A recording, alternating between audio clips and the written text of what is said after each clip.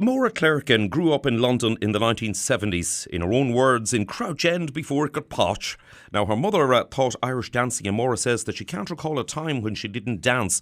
Now, she graduated in performing arts and formed an Irish dance comedy theatre company, the Hairy Marys, which toured the UK in the 80s and 90s. Now, she's still involved in the world of Irish dance, but as she'll tell us, she's courting controversy with her play The Bad Arm, Confessions of a Dodgy Irish Dancer, which comes to the Tristan Bates Theatre, Covent Garden, between the 1st and the 5th of August. Máire, a very good afternoon.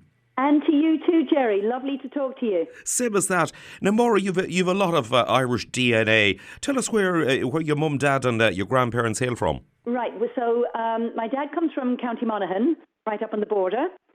From a very small place called Knockballarony near Knockatallin, right on the border. Scottstown would be maybe the place that you'd find on the map.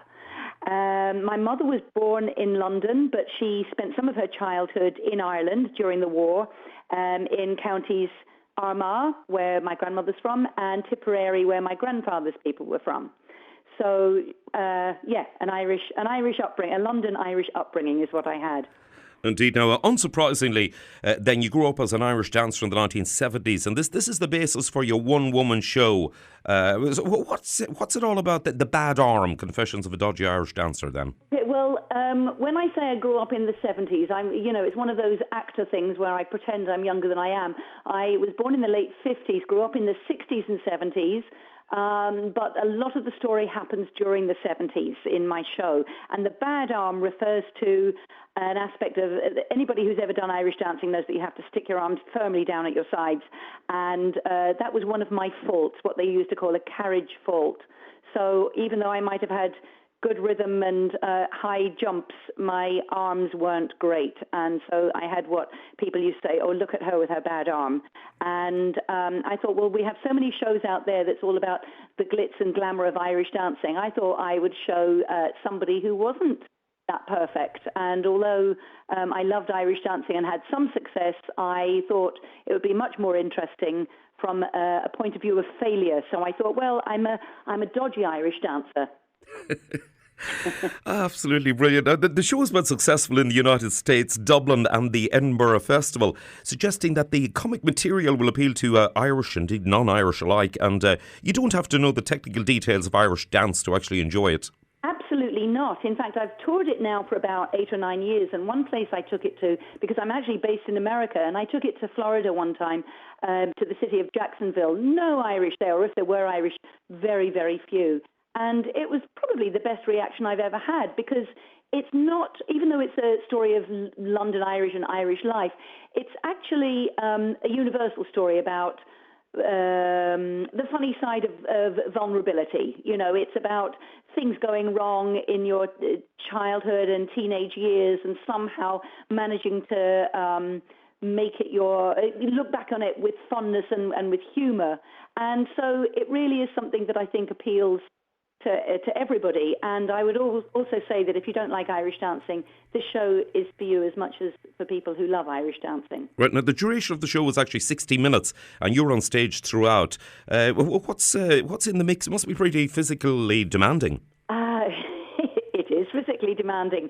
I have to work out every day to make sure that I'm ready for it. And it's a mixture of storytelling, physical theatre, Irish dance, photo slides, recorded music, many different characters, people in my childhood, my family, teachers. So it's a whole. There's a lot thrown into that 1 hour. Certainly seems like it. Now, you live in America now and are a writer, an actor and also an Irish dancing adjudicator working at the top level. So although the Bad Arm is a send-up of the less savoury aspects, as you described by one critic, the cutthroat world of Irish dance, you presumably have respect for it in its purest form. Absolutely. You see, the thing is that Irish dancing gets a bad rap because some people don't like the costumes and the makeup and the beauty pageant aspect of Irish dance, which I understand. Some people say it's very expensive, which I also understand. Some people don't particularly like the shows, which I happen to like many of them. But the thing about Irish dancing is that it's this amazing art form, this incredible tradition. It's a living, breathing art form. There's incredible training and skill and creativity involved in it. And I think sometimes people can overlook or make fun of Irish dance without realizing what a great asset it is and what an amazing thing it is, something that we should be proud of. I think Irish dancing is a wonderful thing, but I think you can only really poke fun at it if, anybody can poke fun at it, but I feel as a London Irish person, I poke fun at it as somebody who has done it all my life. My mother was an Irish dance teacher. And so I feel that it's strong enough, it's robust and resilient enough to stand up to it being made fun of. And I don't really make fun of the dancing so much as a lot of the things that surround it, the competition aspect, maybe the stage mothers. Right. Now, the Irish Times will be carrying a forthright piece from you on your views, indeed, as regards costumes, hair, makeup and all of that. Yes. Right. Now, the play is directed by Dan O'Connor. What was his contribution? So Dan, what an amazing contribution. I met Dan actually through my sister, who's also an actor, and she had worked with Dan some years ago in New York.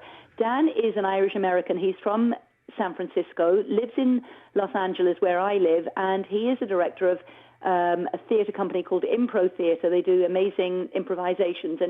And what he did, he knew nothing about Irish dancing. He had seen, videos of river dance. He knew nothing about Irish dancing. What he was really interested in was getting my stories and turning stories and storytelling and the word into something that was comical and theatrical and had atmosphere and lighting and just to make something into a kind of a very well-rounded piece of theatre.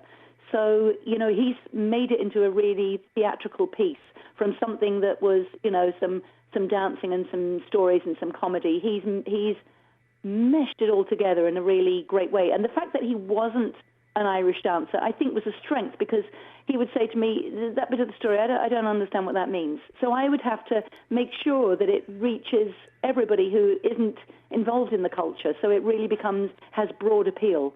OK, now critics have heaped praise on the production, saying, Máire jumps in and out of Irish dancing shoes, clicking and kicking her way across the decades. Also, another quote is, the deep dish from the real deal, very funny. Are you excited about bringing it to London, where it all began for you as part of the Camden Fringe? Yes, this has been my dream, because I have taken it to major cities around America, to New York, Chicago, Atlanta. I've taken it to Canada, to Vancouver. It's been in San Diego. It's been so many different places in the United States. And then I took it to Dublin in 2011.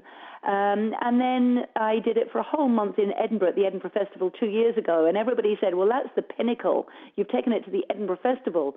And I said, yeah, but the pinnacle would be London, because it's a London Irish story. It's a snapshot of that era of, when, the Irish came over in droves during the 1950s, when my father did. And it's a snapshot from that time. It really, I hope that it encapsulates what the Irish community was then. So it's really important that it comes to London. Right, now, so although you've ruffled a few feathers, a sense of humour is everything. And I imagine the people who don't take it all too seriously far outweigh those few who will be disgruntled.